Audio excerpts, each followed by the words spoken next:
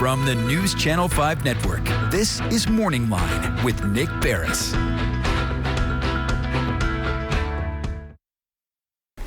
Good morning, everyone. Thanks for joining us on MorningLine. Nick Barris here with you on a Tuesday.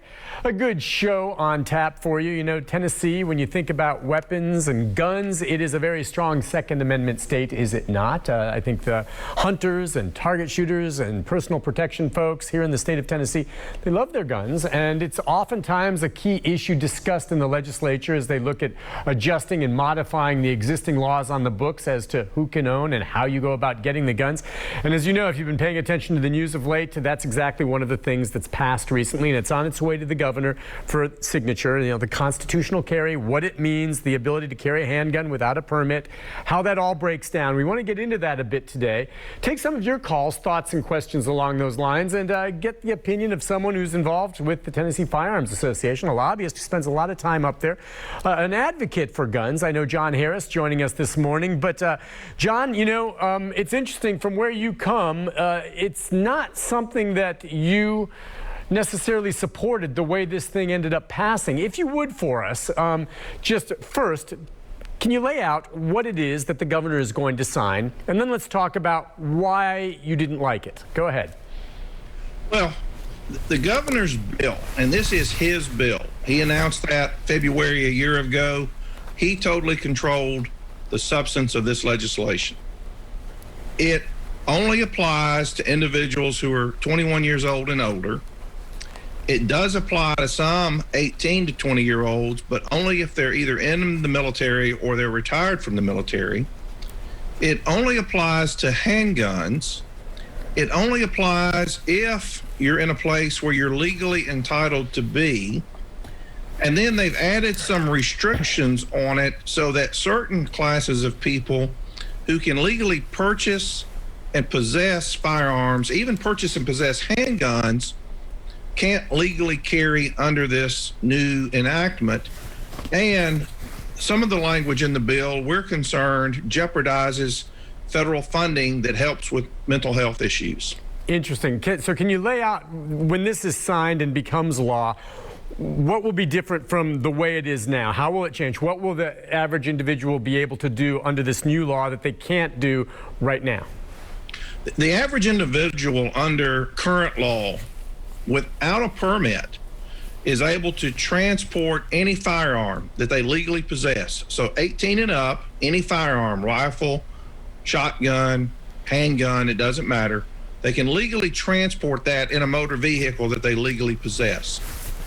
All this bill is going to do is say that for some of those people, but not all of them, some of those people will be able to get out of the vehicle with their firearm, and they'll be able to stand on the street, walk down the street, or maybe go down the sidewalk. But that's about it. Once you get outside of the streets and the sidewalks, almost every place else they might go could result in 2 separate criminal charges. Whereas if they had the permit, those charges would not exist. So what do you think was behind this moving forward? Is this a baby step? You felt maybe it didn't go far enough. Talk about, you know, the thinking behind this and maybe what you would have liked to have seen different about this bill. Well, it's a curious situation. You know, we've got a Republican governor and we have a Republican supermajority, which means the Republicans totally control the General Assembly. Sure. To the point that the Democrats really don't impact legislation. And despite that, when it came through the Senate Judiciary Chair, Mike Bell, said, is this bill everything that we want in a bill for permitless carry? And he said no, and it's on the record now. He said it doesn't go far enough, but what it does do is it moves the ball a little further down the field to where we want to be. And then Senator Kerry Roberts from Robertson County here in Middle Tennessee, he sits on that same Judiciary Committee, and he said basically the same thing. He said this is not constitutional carry. It's going to leave a lot of work for us to do to get to constitutional carry, but it is a small incremental step in that direction, so he decided to support it as well. And then you come over to the House side, and the House sponsor, Representative William Lamberth, in describing the bill, he repeatedly answered questions in the committees and even on the floor that clearly shows he knows this is not full constitutional carry, but he described it, particularly in the House Finance, as being the biggest chunk that they could obtain. And all of those statements indicate quite clearly that there's some force, mechanism, or individual that limited the willingness of the General Assembly to go all the way to full constitutional carry, and instead only take this partial, incremental, very messy step that they took. And the more we talked with legislators in the House and in the Senate, the more we became to suspect that the problem, the reason why this did not go to full constitutional carry, was not that there wasn't enough votes in the General Assembly to do it if they could vote their conscience. It was that someone, we think, based on what we've been told, the governor or Lieutenant Governor McNally or possibly Speaker Sexton, but the governor and McNally are the two that seem to come up most often, just drew a line in the sand and said, no, we're not going to let people carry rifles. We're not going to let 18-year-olds carry. We're not going to let other classes of people carry, even if they can legally own guns. So that's sort of the mess we've got, is with the supermajority and legislators openly saying on the record, this is not what we want, that they went forward with it anyhow. You know, when you talk about full constitutional carry, and I think you made the analogy a moment ago, just for someone out there who's not so familiar with the laws that the way they are, you said a knife, owning a knife.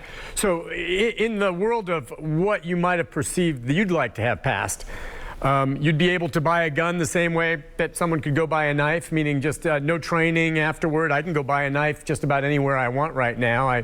There's no permit. I can go in and just pay my money and walk right out with it. Would that be the same way if full constitutional carry? When we talk about constitutional carry, that really has nothing to do at all with the process of buying a gun. So they still do the background checks and that. They still do the background checks and the like. Now, does it eliminate the need for training with the weapon? Yes, constitutional carry eliminates any requirement that you have to have state mandated training. Now, TFA still encourages for personal responsibility and civil liability issues that everybody who decides to carry a gun go get professional expert training from third parties. Don't just go out and shoot in your backyard at a bale of hay, but go get real training. But that's a separate issue when you talk about the constitutional rights from the state requiring you to have a training element as a condition of exercising that right. Does it also toughen the penalties for those who steal weapons? Yes, it does. Okay. The governor's bill is really, when you look at the fiscal note, mainly a crime package. Between 12 and 17 million, I'd have to look at the number specifically again, of the total cost of this package was really increase in criminal prosecution and incarceration cost for increasing the penalties on people who commit crimes with or involving guns. And only a very small portion of this bill in the big scheme of things actually has anything to do with permitless carry or allowing citizens who can legally possess guns to be able to carry them more freely in society. And just with regard to some who are opposed, I mean, there are some in law enforcement too that worry, and maybe under what's going to be signed, it's not as big an issue as maybe going further, that in some ways, somehow, this is going to increase some of the gun violence out there. More guns, easier access is ultimately what this provides under the Constitution. What do you answer to that in terms of the concerns about, okay, it's just putting more guns in more people's hands with less training, and it's a concern even for some in law enforcement? We have heard that quite a bit. And, TFA and our board have been working on this issue for over 2 decades.